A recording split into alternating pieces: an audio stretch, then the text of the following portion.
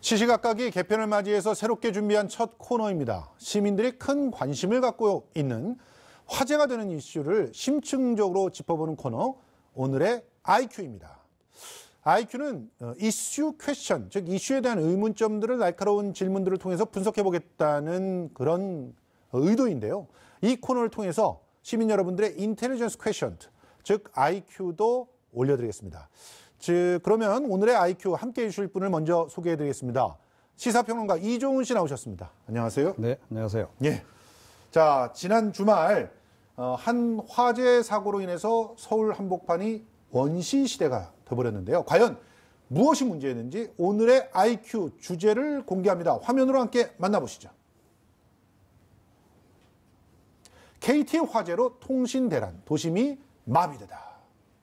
지난 주말이었습니다. 24일 토요일 서대문구 인근의 KT 아이언 빌딩에서 화재 사고가 발생했습니다. 그런데 이 화재 사고에서 시작된 대규모 통신 장애가 시민의 생활을 마비시키면서 그 피해가 일파만파로 이어졌는데요. 아직까지 완벽하게 복구되고 있지 않은 상황, 이에 대해 분석해 보겠습니다. 자, 평론가님, 지난 주말 통신 장애로 좀 어려움을 겪지 않으셨습니까? 저 겪었습니다. 어떤? 예, 그날 제가 연희동에 예. 저녁을 먹으러 갔거든요. 예. 예, 갔는데 갑자기 그 권역으로 들어가니까 인터넷이 안 되는 거죠. 예. 예, 그 음식점, 식당도 좀 검색해보고 막 이러던 중인데 중간에 딱 끊어지더라고요. 예, 그렇습니다. 예, 그리고 이제 어렵게 이제 그 식당을 찾아갔어요. 예. 식당 찾아가서 이제 결제를 하려니까 이거 카드 결제 안 됩니다. 예. 그래서 어쩔 수 없이 현금. 예. 예. 뭐 이렇게 차에서 지갑 따로 가져가서 예. 다시 또 나중에 결제하고 뭐 그런 일이 있었죠. 그래도 미리 현금을 찾아놓으셔서 다행입니다. 현금을 그렇죠. 찾아놓지 못한 곳들 난리가 났다 그런 얘기들이 요즘에 나오는데 아예 현금 안 들고 다니시는 분들도 그렇습니다. 의외로 많습니다. 예. 이렇게 웃지 못할 에피소드만큼이나 많은 시민들이 체감할 수밖에 없었던 충격적인 사고였는데요. KT 화재 사고와 관련해서 오늘의 IQ 3개의 질문으로 이슈를 분석해 보겠습니다. 그 첫 번째 질문 공개합니다. 서울 첫눈 온 날 시간이 멈췄다. 무슨 일이? 충정로 KT 아이언빌딩 지하 통신구에서 원인이 밝혀지지 않은 화재 사고가 발생한 바로 그날은 올겨울 서울에 첫눈이 내리던 날이었습니다. 근데 문제는 일부 지역에선 첫눈을 알리고 싶어도 알릴 수 없는 상황이 벌어졌다는 건데요. 어떻게 된 일인가 살펴보겠습니다. 자, 일단 이 상황은 한마디로 말해서 무슨 일이 벌어진 겁니까? 그러니까 첫눈이 온 날 통신이 중단이 됐는데 눈 때문에 중단됐으면 그래도 좀 이해를 할 만한데 눈 그렇죠. 때문이 아니고 느닷없이 화재 때문이었다는 거죠. 예. 그것 대형 화재도 아닙니다. 예. 예, 사실 화재 규모로 보자면 굉장히 작죠. 그렇죠. 소형 화재였는데 이 통신 대란이 발생하는 이런 예. 상황까지 벌어졌는데, 그러니까 아현지사에 KT 예. 아현지사의 지하에 통신구가 있습니다. 예. 그러니까 이제 광 케이블 같은 것들이 그렇죠. 지나가는 그런 이제 어떻게 보면 터널이라 그래야 되겠죠. 그렇죠. 지하 터널. 예. 이제 거기서 불이 나가지고 예. 사실은 그 구간이 한 150m 정도 되는데 예. 지금 보니까 한 절반 정도 탄 것 같아요. 예. 79m 정도 탔다니까. 예. 자, 그 바람에 그 일대, 뭐 중구부터 시작해서 중구, 용산구, 서대문, 네. 용산, 그렇습니다. 그리고 고양시 고양, 이후까지. 은평, 은평까지. 뭐 어마어마했어요. 네, 그러니까 그 지사가 의외로 관할하고 있는 구역이 많았던 거죠. 아니 그러니까 네, 이게 그렇습니다. 예전에는 전화국별로 따로따로 있던 그런 일종의 기지국이 네. 전부 다 묶여서 통폐합이 중심국 뭐 이런 네. 형태로 예, 그렇습니다. 묶였기 때문이잖아요. 예. 이게 민영화 이후에 비용 절감 때문에 하고 생겨난- 관련이 깊습니다. 예. 예, 사실은. 그러니까 비용 절감을 해서 최대한 수익을 많이 남기는 회사로 바뀌었잖아요. 예. 예전에는 이제 공기업이었기 때문에 예. 수익이 좀 나지 않더라도 예. 뭐 투자할 건 투자하고 이제 그렇죠. 이런 식으로 어떻게 보면 기본적으로 국민들에게 제공하는 서비스 위주로 갔다면 요즘은 이제 수익도 함께 고려를 해야 되다 보니 맞아요. 수익률을 극대화하려다 보니까 시설 투자를 좀 아무래도 소홀히 하게 되고 예. 또 통폐합을 하게 되고 인력을 줄이게 되고 예. 이제 그런 현상들이 벌어지는데 이번 일도 사실은 그것과 아주 굉장히 밀접한 관련이 있다 이렇게 볼 수밖에 없어요. 아니 그러니까 무력 기지국이 지난 이석재 회장 시절에 39개가 없어지고 네. 그걸 임대 사업으로 돌리고 막 수익을 창출해 내면서 결국 번 돈은 업무 손실을 갖다가 메꾸고 또 결과적으로 임원들 돈잔치하고 이런 데 네. 많이 사용을 했다고 그러더라고요. 그렇죠. 그러니까 재투자를 해야 하는데 예. 근데 사실 이게 우리나라에만 정말 이런 현상이 벌어지는 게 아니고요. 예. 미국에도 몇 해 전에 계속 보면 이게 블랙아웃. 예. 이 전력에서였죠. 예, 전력 대란이 몇 차례 발생했는데 그것도 알고 봤더니 민영화를 했고 민영화한 그 기업들이 수익 창출에 열중하다 보니 예. 그러니까 전력 시설에 대해서 투자를 안 한 거예요. 맞아요. 그 바람에 여기저기서 문제가 생겨가지고 그때 블랙아웃이 발생하기도 했었는데 예. 우리도 이번에 이 사안을 그냥 간단히 넘어갈 수가 없는 것이 맞습니다. 결국 그런 문제하고 연관이 돼 있는 거 아니냐라고 예. 하는 의문이 들게 하기 때문에 그렇습니다. 알겠습니다. 네. 인터넷 접속이 끊기자 LTE로 잠깐씩 그 인터넷을 사용하면서 관련 소식을 확인하던 시민들 굉장히 불편함을 호소하기 시작했고요. 네티즌들의 반응을 확인해 보면서 다음 이야기 진행해 보도록 하겠습니다. 예. 지금 뭐 장사하는 사람인데 전화불통이라고 문을 닫았다. 이게 예전에 있을 수 없는 일이었죠. 네, 그렇습니다. 그러니까 이번에 또 이제 우리 국민들이 절실히 깨달은 게 뭐냐면 예. 야, 우리 사회가 생각보다 굉장히 통신 중독 사회로구나 아하. 하는 거를 깨달았을 것 같아요. 저도 예. 그걸 느꼈거든요. 예. 이렇게까지 생활에 깊숙이 통신이 영향을 미치는지 몰랐는데 예. 이제는 아주 가장 기초적인 생활하는데도 어려움을 겪을 정도로 예.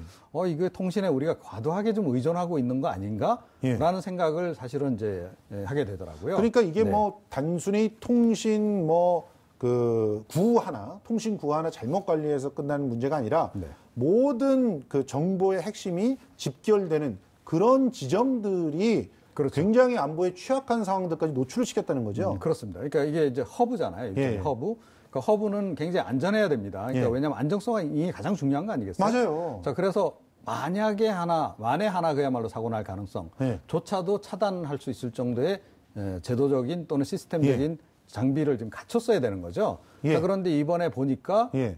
이게 잘 안 갖춰져 있더라. 그러니까 통신당국이 의문의 일패를 당해서 이게 무슨 일이지 하고 들여다봤더니 예. 이유 있는 일패였다. 아. 라는 게 이번에 이제 밝혀진 거죠. 그래서 바로 두 번째 질문이 연관이 됩니다. 네. 자, 오늘의 IQ 두 번째 질문 공개합니다. 도시를 지키는 자 고작 2명뿐? 아니, 이게 무슨 말이냐면 네.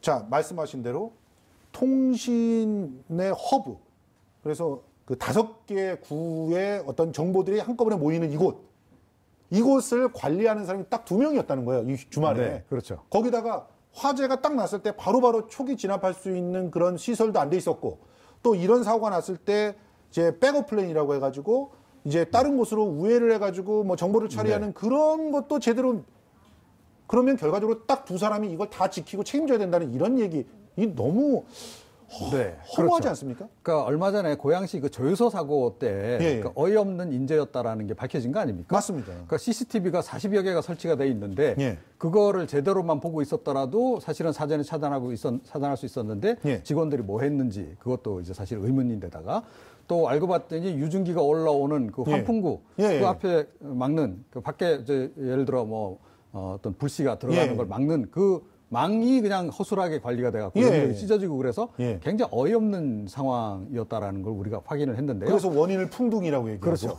참. 이번 경우도 보니까 예. 딱 그렇더라는 거예요. 예. 거의 판박이에요. 저 예. 사고도 주말에 발생한 것 맞고 그렇죠. 주말에 이제 물론 소규모 인력이 근무할 수밖에 없죠. 주말 같은 그렇죠. 경우에는. 자, 그렇다면 시스템이라도 완비가 돼 있어야 되는 거죠. 그렇죠. 그야말로 자동 설비가 잘 돼 있고 자동 감시 또는 감지 설비가 잘 돼 있다면 소규모 인원이 뭐 근무하더라도 문제가 없습니다. 얼마든지 제압할 수 있죠. 그렇죠. 예. 자, 아니면 이게 시스템이 제대로 안 돼 있으면 인원이 더 많았어야 하는 건데 그렇죠. 자, 구조조정도 하고 예. 또 경비 절감도 해야 하다 보니까 예. 인원도 최소화하고 예. 또 경비 절감도 해야 되니까 시스템도 좀 부실하게 예, 맞습니다. 유지 관리하고 예. 이 두 가지가 사실은 악재가 겹친 거죠. 그렇습니다. 이번에 그래서 사고가 벌어졌는데 굉장히 어이없는 게 뭐냐면 예. 뭐 스프링쿨러 정도는 그야말로 사치품이었던 것 같고요. 아. 그러니까 이 그 150m나 달하는 예. 통신구가 있었음에도 불구하고 예. 소화기가 딸랑 한 개 있었다는 거예요. 그러니까요. 네, 소화기 한 개 갖고 뭘 제압을 합니까? 더군다나 거기는 일단 붙으면, 불이 붙었다 그러면 유독가스가 발생하는 게 기본이잖아요. 그렇죠. 그러면 그런 가스들을 막을 수 있게끔 뭐 방독면이 군데군데 배치돼 있었거나 이래야 되는데 지금 아직까지 확인은 안 되고 있습니다만 그런 시설 제대로 돼 있는지 모른다는 거 아닙니까? 의문이라는 거죠. 그런데다가 이게 이제 그것만 그러냐? 예. 그게 아니라는 심각성이 있는 거죠. 그렇죠. 전국이 다 그럴지도 모른다는 거예요. 네. 이 섬찟한 거는. 그렇습니다. 그러니까 이게 지금 조금 전에 이제 우회망 말씀을 하셨는데요. 그러니까 그러니까 기본적으로 우회망을 다 가져야 됩니다. 이 통신국이라고 하는 것은. 자, 그런데 아현지사하고 유사한 곳이 27곳이나 있다는 거예요. 미치겠어요. 전국에, 참 어이가 없습니다. 그러니까, 전국에 이제 54곳에 이제 이제 이런 유사한 시설이 이제 있습니다. 허브 기능을 하는 통신국이 있는데 그 가운데서 거의 절반가량 정도가 A, B, C, D 등급 가운데 D 등급으로 분류가 돼 있다는 거고요. D 등급 경우에는 이런 우회망을 안 갖춰도 되도록 이렇게 규정이 돼 있답니다. 이것도 사실은 굉장히 어이없는 상황인 거죠. 네. 참, 그러다 보니까 지금 사실은 이 사건과 비슷한 사건을 한번 우리가 떠올려 볼 수밖에 없는 것이 예전에 2000년 2월이었죠. 그 통신 케이블이 모인 시설에 화재 사고가 났던 적이 있어요. 그게 여의도 공동구 화재 사고라고 기억하는데 이때도 방화시설 미비 또 행정체계 비효율성 이런 것들이 얘기가 됐었던 거 아닙니까? 그래서 결과적으로 그것 때문에 또 심각한 뒤에 문제가 있었고 94년, 97년에도 지하 통신구에 그 광케이블 거기서 화재가 발생해가지고 역시 전국적으로 통신 두절 사태 발생하지 않았습니까? 그러면 그때 이런 일들을 갖다가 미리 예상을 해가지고 준비를 하고 투자를 해줬어야 되는 거 아닌가요? 근데 그나마 제도 개선을 한 게 지금 현재 이 상황이라는 거죠. 그걸 어떻게 납득할 수 있나요? 그러니까 뭐냐면 이번에도 이제 논란이 된 게 뭐냐면 스프링클러가 왜 없었냐. 그 부분인데, 그러니까 여기는 이거 통신구 길이가 150m밖에 안 됐다. 자, 근데 지금 현재 법령에는 그나마 개선을 해서 500m 이상 통신구가 있는 곳에는 스프링클러를 설치하도록 돼 있다는 거죠. 아이고. 자, 그런데 500m, 150m 그 구간 거리가 중요한가요? 화재와 관련해서? 그러니까요. 지금 이건 너무 아니라는 생각 아닙니까? 그런 거죠. 그러니까 굉장히 이제 그야말로 탁상 행정으로 생각한 거죠. 그러니까 규모에 따라서 설비 기준을 이렇게 정한다. 자, 그러니까 150m 정도는 사람이 뛰어가서 불 꺼도 될 테니까. 그러니까 소화기 안 돼. 그렇죠. 이런 식으로 생각을 했다라는 얘기니까 그만큼 사실은 안전 불감증이 이제 심했던 것이고 그때는 아주 옛날이었으니까 그렇게 생각할 수 있었지만 지금은 우리가 많이 겪어봤잖아요.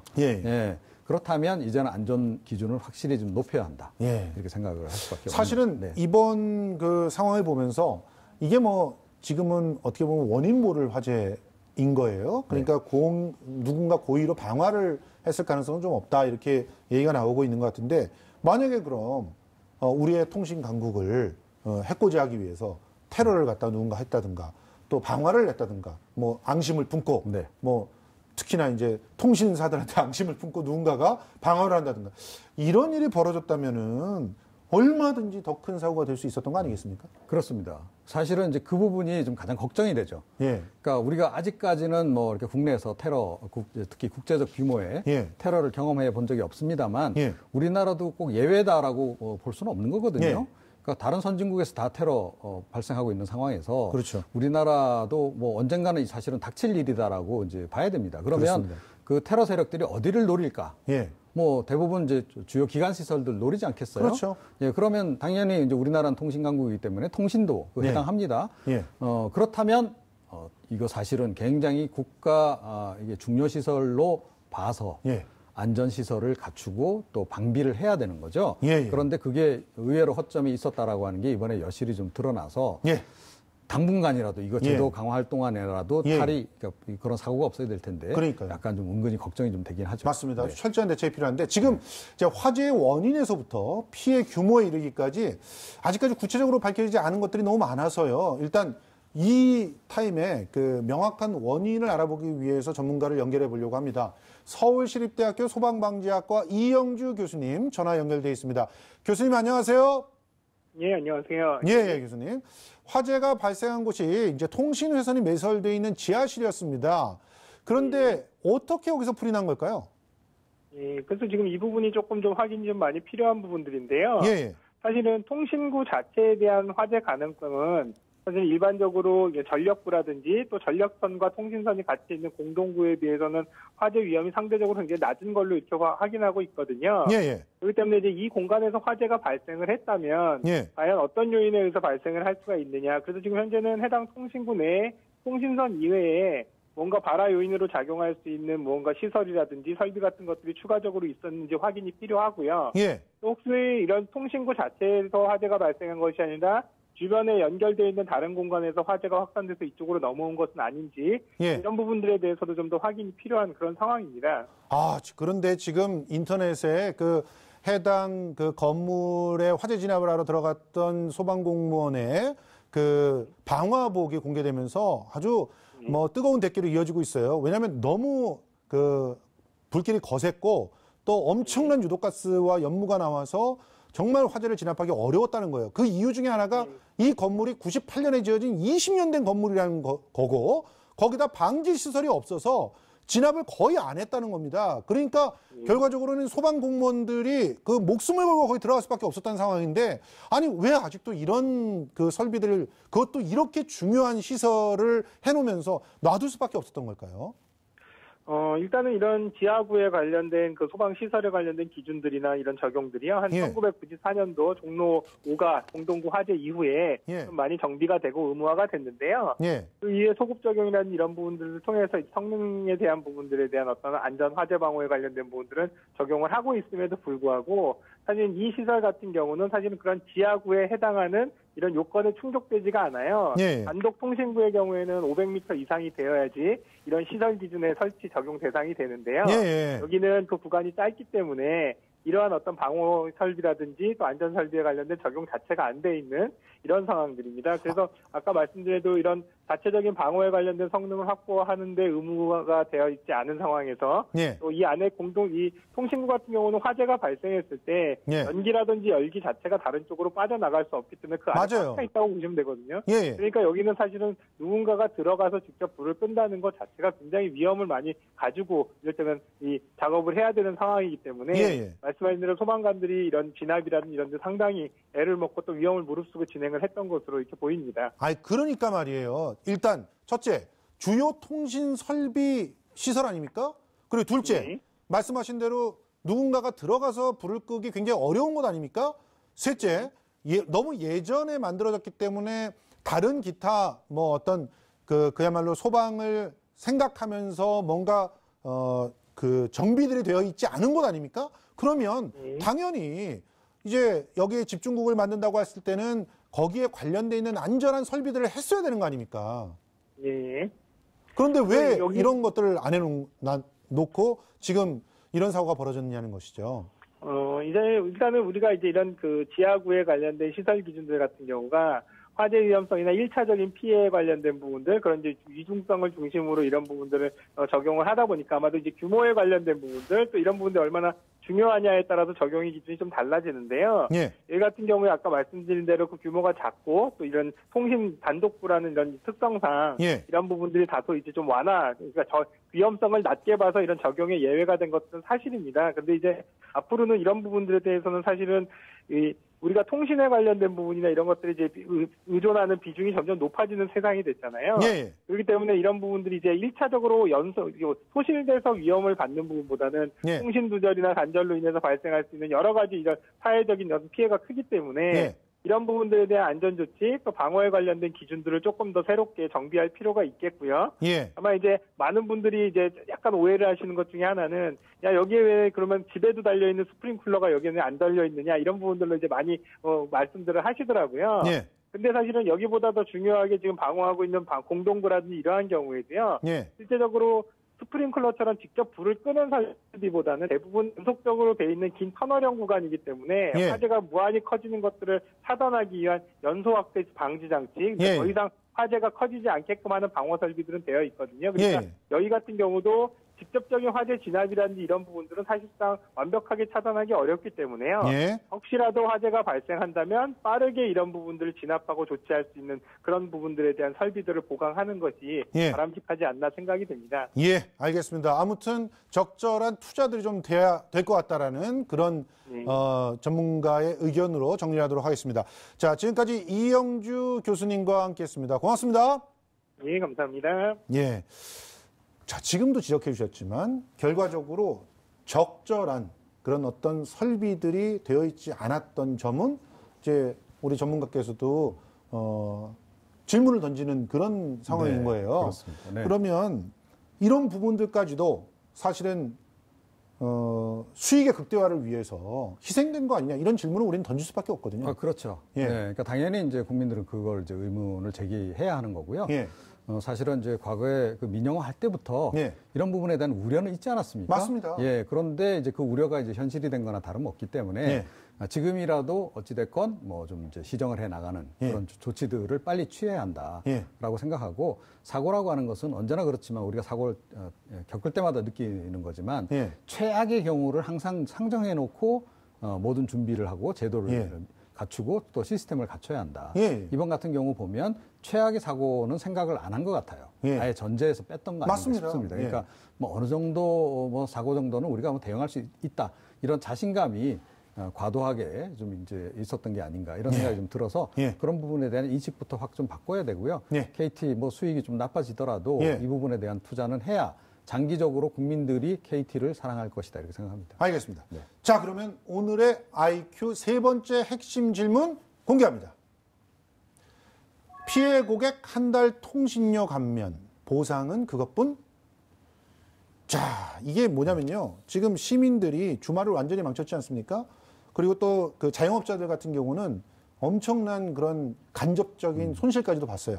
그런데 실제로 이번에 보상 나온 걸 보니까요. 뭐 그냥 한 달 그 통신료 돌려주겠다. 그리고 자영업자들에게는 그냥 검토해 보겠다. 이 정도가 핵심이죠. 더 네. 나온 거 있습니까, 새롭게? 아직까지는 없습니다. 소상공인 부분도 대책을 세우겠다. 예. 라고 이제 이야기를 하고 있는데 구체적으로 어떻게 하겠다라고 하는 것은 아직 안 나와 있고요. 예.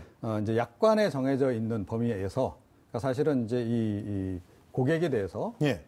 이제 원래는 6배 보상을 해주도록 돼 있습니다. 예. 그러니까 하루 동안 불통 상태가 발생하면 예를 들어서 1시간 불통하면은 6시간 거를 네. 돈을 돌려준다 그렇죠. 이거잖아요. 하루 만약에 불통이었다 그러면 예. 이번 같이 그러니까 6일치를 보상을 해주면 되는데 예. 이거는 제가 보기엔 좀 과도하게 지금 이제 보상을 해주겠다고 나선 게 아닌가 싶어요.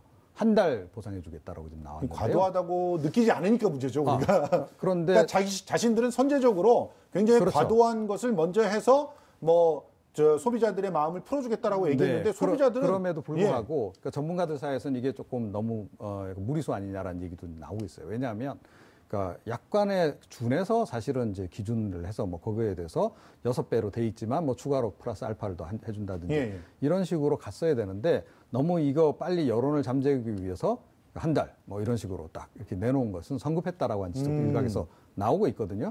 이게 왜 이제 문제가 되냐면요. 그러니까 휴대폰을 가지고 있는 분들도 손해를 입었지만 조금 전에 말씀하셨듯이 소상공인들 피해도 굉장히 많아요. 그 피해 규모는 지금 사실은 지금 아직 산정조차도 제대로 못한 상태입니다. 맞아요. 훨씬 더 그쪽에 더 많이 보상을 해줘야 할 수도 있어요. 자, 그러면 보상 전체 해줄 수 있는 규모는 정해져 있는데 그것 가지고 다 그쪽 예를 들어 일반 휴대폰 사용자에게 과도하게 보상을 해주게 되면 다른 부분에 대한 보상이 소홀해질 수밖에 없는 그런 부분이 또 발생하거든요. 자, 이제 그런 부분을 우리가 이제 균형 있게 좀 봐야 하는 그런 상황이고요. 그래서 사실은 소상공인 부분이 앞으로 굉장히 논란이 많이 될 것 같아요.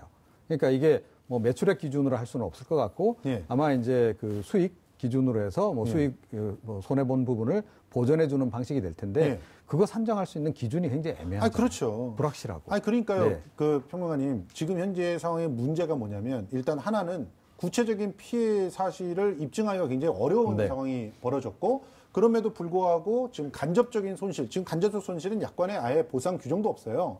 근데 간접적 손실이라든가 뭐 일종의 그 위자료라든가 이런 부분에 대해서는 전혀 어떻게 잴 수 있는 그런 그 상황조차 없는 사상 초유의 일이 벌어진 건데 외국에서는 이런 건 뭐 징벌적 손해배상이니 할 수 있는 그런 규정들이 있고 법이 있지만 우리는 그런 것도 없어요. 그렇습니다. 그러면 나중에는 그냥 배째라 이렇게 나와버릴 수도 있는 상황이잖아요. 결국은 그럴 수도 있는 거죠. 그러니까 실제로 우리가 이제 초반에 여론만 이렇게 잠재워놓고 맞습니다. 그러니까 뭐 자동차와 관련해서도 사실은 리콜 관련해서 늘 불만들이 많잖아요. 보면 처음에는 뭐 큰 거 많이 해줄 것처럼 하다가 흐지부지 끝난 경우가 굉장히 많은데 이번 경우도 똑같이 처리되려고 많은 거 아니냐라고 하는 국민적인 우려가 있는 게 사실이고요. 실제로 그렇게 전개될 개연성도 없잖아 있습니다. 그렇기 때문에 지금 가장 시급한 게 뭐라고 생각하십니까? 지금 가장 시급한 거요? 일단은 빨리 통신을 정상화시켜야 되겠죠. 그렇죠. 일단 그렇죠. 그다음에 이제 해야 될 일은 빨리 제도를 바꿔야 하는데 결국 법을 바꿔야 이게 또 이 시스템도 개선이 되는 거기 때문에 그걸 해야 되고요. KT의 그 최근에 투자 그 현황에 대해서 좀 국민들이 알아야 하지 않을까 싶어요. 아니 지금 일각에서 주장하고 있는 거는 2002년 민영화 전에는 전체 그 수익에서 30% 이상을 이제 투자 대비 설비 투자로 갔는데 지금은 10%도 안 된다는 거예요.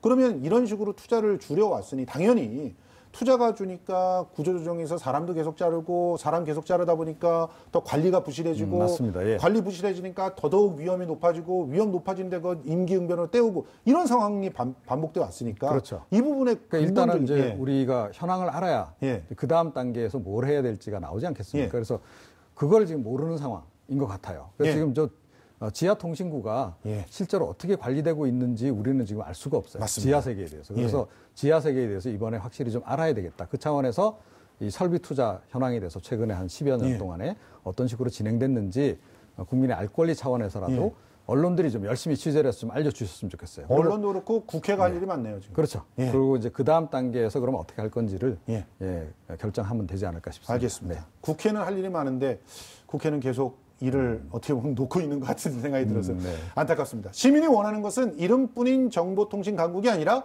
실생활에 보다 유용하고 안전하게 사용할 수 있는 정보통신 기술이라는 사실. 통신사는 물론이고 정부 역시 명심했으면 하는 바람입니다. 지금까지 이종훈 시사평론가와 함께 KT화재 사고 문제점과 향후 방안에 대해서 고민해봤습니다. 오늘 고맙습니다. 네.